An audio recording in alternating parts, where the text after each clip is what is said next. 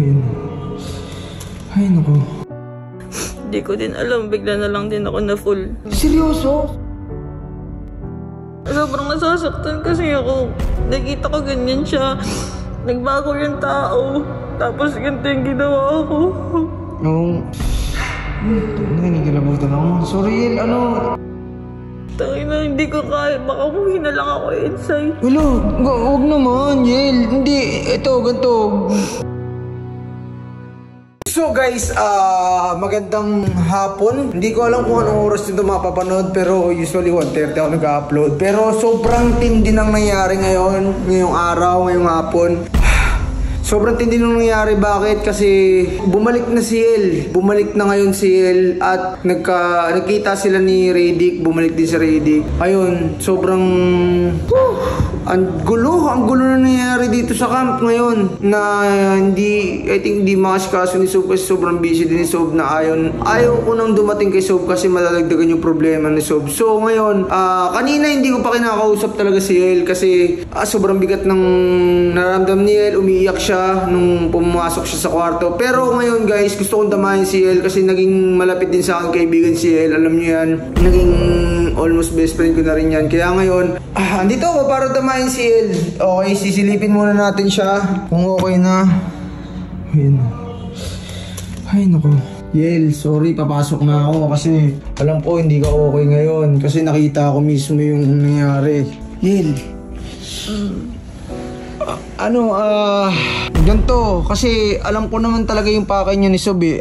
Nandun ako mismo, nandun ako nung umiiyak si Radic nung time na yon. Gusto ko lang din malaman na sobrang nasaktan mo si Radic. I think alam mo yon, umiinom siya sa labas dahil sobrang apektado siya nangyari kasi mahal ka na din talaga niya. Ay, ito, Yel, kaya kita kinakausap. Ayoko nang dumating sana kay Sob kasi baka madagdagan yung problema ni Sob. Kaya andito ako para gusto rin kitang kausapin. Ayun nga, yun, sinabi ko na rin sa'yo talaga na talagang nasaktan si Radic. Hindi kasi ko inside. Totoo naman kasi talaga na planado lahat yun. Pero kinausap ko si Sob, sabi ko huwag na namin ituloy kasi nga ang dami nasasaktan. Tapos hindi ko din alam, bigla na lang din ako na full. Seryoso? So ibig sabihin yung plano nyo ni Sob na papa-inlove nyo si Radic tapos yun nga, papabagsakan yung ganggang. Ngayon, na-inlove ka na kay Radic? Talaga ba? Kaya tinigil ko na. Tinigil mo na yung... Ang mali ko, hindi ko nasabi kay Radic yung plano na yun. Naunahan ako. Hindi, kasi ito gusto kong sabihin to kay Radic, pero syempre ayokong makialam sa inyo. Tsaka hindi ko alam kung maniniwala sa Radic. Tsaka ano ba, saan ka ba pumunta? Nag-aalala kami sa'yo dito. Kung di pa sasabihin ng mga viewers ko na naglayas ka daw, ano ba nangyari? Malis ako kay Jay kasi nahihirapan ako eh. Si Radic nandyan lang. Parang di ko kaya magpakita sa kanya. Tapos, sobrang gulong-gulo yung utak ko. Gusto ko mapag-isa. Sobrang nasasaktan kasi ako. Nakita ko ganyan siya. Nagbago yung tao. Tapos, ganito yung ginawa ko. Oo. Nanigilabutan ako. Sorry, El. Ayun, ganun talaga kasi talagang na-inlove din talaga sa'yo si Radic kasi kilala ko siya. Yung pagiging ganggang niya, sobrang dami niyang kalokohan pero hindi ko rin alam na may in-love siya sa'yo tapos ganun yung magiging reaction niya. Sobrang affected niya. Ay nga ko yun, Chay. Hindi ko naman kasi talaga alam eh.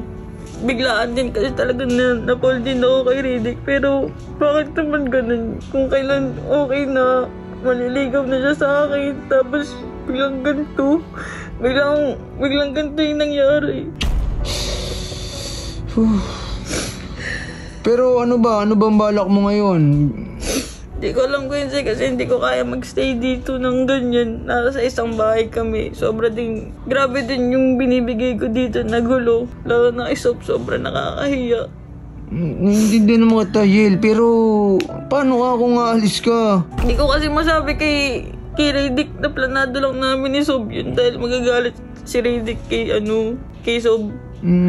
Pero kasi diba, tangina, hindi ko kaya, baka umuwi na lang ako inside. Wala, wag naman, Yel. Hindi, ito, ganito. lahat ng kaya kong gawin, lahat ng kaya kong pwede kong magawa para magbati kayo, gagawin ko. Pero wag ka munang umuwi, wag kang magdesisyon, Jill. Kasi ang layo nito Cebu. Tapos mamaya kung mapano ka pa. Hindi ko kaya ko inside. Nakita ko si Riddick nagkakaganyan. Dahil sa akin lahat yun eh. Hindi. Huwag mong sisihin yung sarili mo kasi ay, hindi ko alam. Basta Yel, ganito na lang. Tatry kong kausapin si Riddick na sana maging okay talaga kayo. Tsaka ikaw, huwag ka munang basta-basta alis. Magpaalam ka or kahit stay ka muna tapos magpalamig ka bago ka magdesisyon sa sarili mo. Ha? Sige, magpakakalma ka muna dyan. Basta kakausapin ko muna si Riddick, Yel, ha? Sige. Puro problema, guys. Sorry, Yel. Sana maging okay na kayo.